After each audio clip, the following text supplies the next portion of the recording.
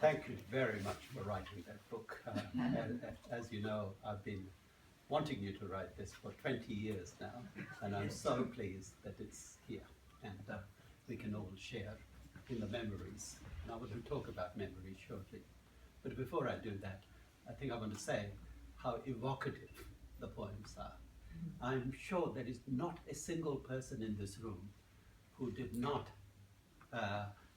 relate to those stories in their own unique personal terms. And that's the best writing. The writing that makes you do some work, as opposed to simply listen to something passively. There is no passivity in your writing. It forces you to ask questions. Think about your own experiences in relation to yours. And I think that really is a wonderful contribution that writing can make to all our lives, to our past, our present, and our imagination of the future. And I think what I really find really remarkable about these poems is that they bring these different temporality together, the past, the present, and the future. And I think that's really, really important for all of us who are concerned to make sense of the complex lives that we live, lives that are becoming ever more complex. But I want to go back to the whole issue of memory.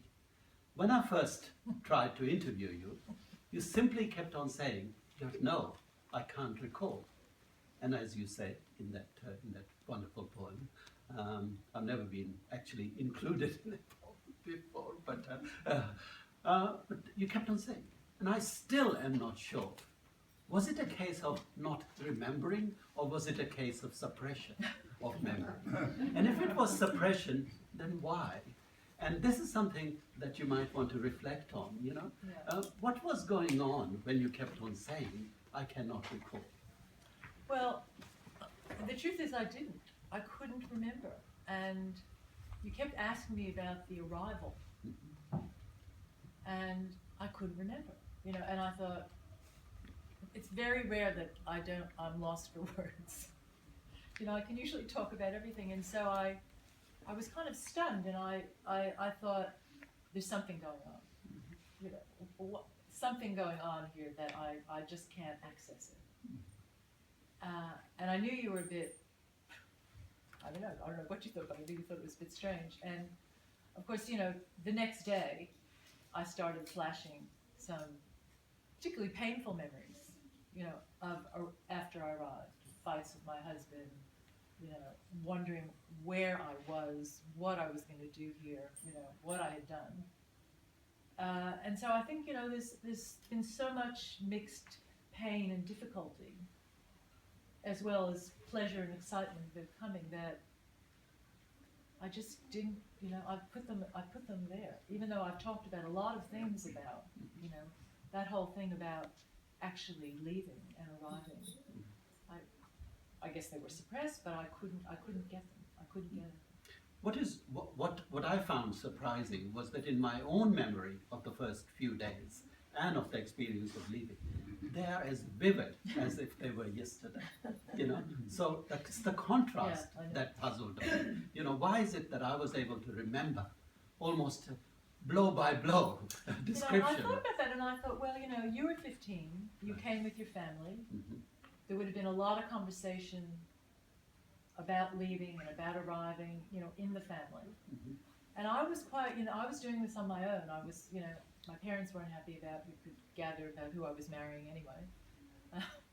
You know, we were a bit estranged anyway. So there was no context for celebrating it, I guess. But I don't know if that. So there was some suppression because of the context. And I think that actually raises the question of when is it that we want to suppress our memories, and when is it that we want to highlight it or even celebrate it.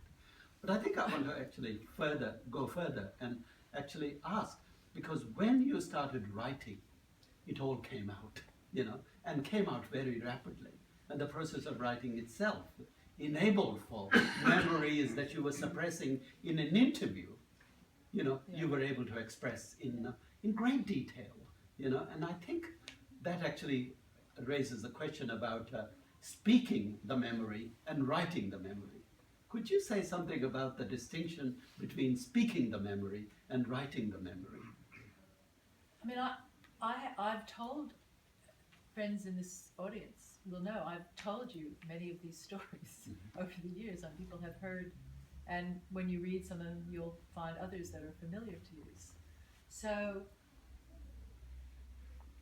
I think talking in that kind of sociality has a kind of a pleasure and a connection, and I remember certain kinds of things, but there's so much pain interlaced in the story, and I mean, I've always felt that once you start writing, as a writer, things will emerge that don't come from the other form of language. One memory seems to call another, and one image just. And I mean, the way this thing happened was that usually I would get a line or an image in the middle of the night. I mean, it came in sleep. It came, in less conscious times, that I would always get up because I realized I had to capture it. I would get up and I would write it and then wait till the morning and find out what I had done, and then work on it. So things, were coming, and then, there was an enormous amount of time to craft them and shape them and trim them back, really. But there was enormous, there were pages of it that, and that's why I liked the poetry form, because it enabled me to kind of condense and go for the feeling and the intensity of the moment. I mean, I think that's what I tried to capture.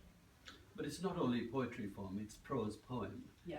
Was that form particularly useful or relevant, or, I mean, what is it that added to your memories and to your desire to write about those memories, how was the genre relevant to the kind of experience that you want to relate? Yeah, I mean, it was totally relevant. I mean, it's interesting, Alana brought that book, and read you a little bit of that narrative, because I was experimenting with those kind of narratives in my academic work, which was, a bit genre-breaking then.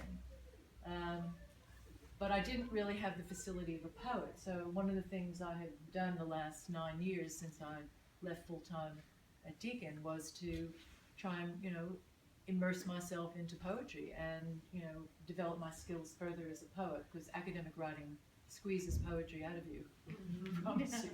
You can. It's very hard to do both. So I struggled initially, as a poet. One of your key tools is the line break. Where are you going to break the line? What's the format of the poem? How are you going to do it? And I started by writing these in that fashion. And I would take them to two of my wonderful poetry groups, and they'd very politely say, "There seems to be more to say." There was a lot of confusion. They were hard to understand, and so I just spontaneously tried one of them. That one I read about Catwalk, about the school, in that fashion, which was a little bit like the relocating the personal. And I said, "Well, I've tried this. What do you think?" And they went, "Yes, do that. Can you do it like that?" And so I then, I immersed myself in prose poetry. I read a lot of poems, very influenced by Alex Govern's autographs, and really tried to kind of jump myself into the form. And once I did that, I could write. So the form, actually, until that I just was struggling with it. Once I had the form, and physically for me, it looks like prose. It is prose, but the margins are brought in more tightly. And for me, there was something symbolic about bringing the margins in, because it's like they held in the painful things as well, Sure. It's really hard when you write about your life to not spill over into sentimentality and excess emotion and blame and, all those kinds of things that go with difficult times. And I really feel that the discipline of the poetry and the form enabled me to, keep it tighter and more. The figure of your father is very prominent throughout these poems. Kind of jumps out at you. And indeed, I find the figure of your father absolutely fascinating, and have thought about him quite a bit as a result of reading these prose poems. And I actually wonder what kind of image of Australia he had that led him to the kind of hostile reaction to your leaving? And if you had gone to Israel, for example, or to England, or to France, would his response been similar? I'm just wondering, is the remoteness of Australia and the quaintness of Australia, was never met the ex-husband. Sorry? You never met the Never ex-husband. met the ex-husband. Right. Thank you, Sean. That's me. No, but I think I'm asking a serious question, you know, because the remoteness of Australia, bracketing your ex-husband and you know, what was it about Australia? What did he think about? I mean, he had never been here, had he? No, he did come. Oh, he did come. He came. Yeah. So what was it that made him uncomfortable about Australia? Well, he always said, you've chosen the furthest distant point Right. in the world from New York to go to. And, you know, and then he said, well, why don't you go to California? Right. So I'm not sure if outside the U.S. would have been okay. Right. But it was you know, it was the remoteness. I mean, there's a poem in there, you'll see it. You know, we're in this lift in his apartment, and he always did this. And Sean will say, he said, bet you can't guess where my daughter lives. No, further than that. No, further than that. No, further than that. No. As far as you can go. As far as you can go. And if the answer was Antarctica, and he said, not so far. Right. So, you know, the distance did matter. It made enormous amount, and I think really, I was thinking about this. I think possibly, if I had come to Melbourne and to a Jewish community and had, you know, lived in the kind of house I live in now, and had, you know, a less out there life, it would have been better. It would have been comprehensible within his framework, because it was about leaving him, you know, which is the tortured kind of love story of our relationship. And Judaism was also part of it. You know, he was so upset. Yeah. He wasn't a religious man at all, but he just. So did he feel that by going to Australia you were somehow becoming irreligious? Yeah. Okay. Okay. It's interesting because I wonder actually if you had come to Australia in 2016 as opposed to 72, you know, with availability of Skype and all those, would that have made a difference? Oh, absolutely. You know, there was nothing. There was nothing. So there were those, you know, blue aerograms. Yeah. The onion skin thing. Yeah. Phone calls were like $50 for 3 minutes, and there were echo chambers, so it was absolutely excruciating. So there was no text, no Skype, no pictures, no Instagram, nothing immediate. And my mother was a terrible letter writer, and I wasn't that much better. And she said, "Oh, I really should write, and she didn't write. I think you know, we never had a way to get the everyday. You know, there was no capturing of, you know, what did you do today? What did you eat today? Where, you know, what were you thinking? Nothing. And then when you have those big gaps, it's really hard to fill in the information. So every trip, I was so exhausted. You know, I tell the same things again and again and again, and I think, oh, so tired. And then I come back and I'm thinking. The experience of leaving remains present all the time, but its nature, its character changes over a period as you have children, grandchildren, etc., etc. Now, what I want to find out is actually how did the ever-present experience of leaving shape your relationship with Sean? Okay, how did it affect the ways in which you related Sean in relation to your constant thinking about leaving and your family in the United States? Well, there's a line in one of the poems that says, he did not leave New Jersey, but he imbibed an exile's choice. So, you know, he was aligned in two places. I mean, I left those years when we had no contact, he had no contact. You know, the years when I reunited with my family, we went every year, every school holiday we went. So it became a kind of connection, and he had two places. When he was born,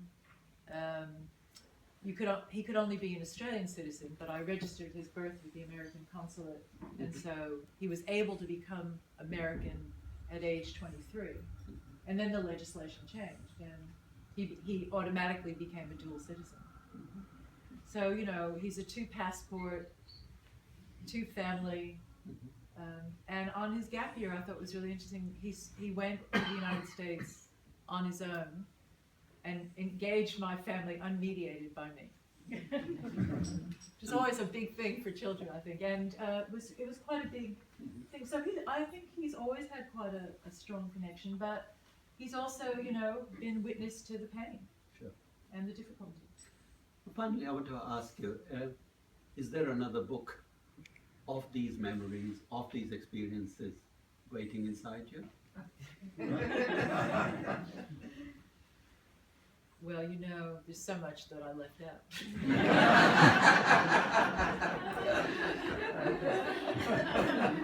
That seems like a perfect opportunity.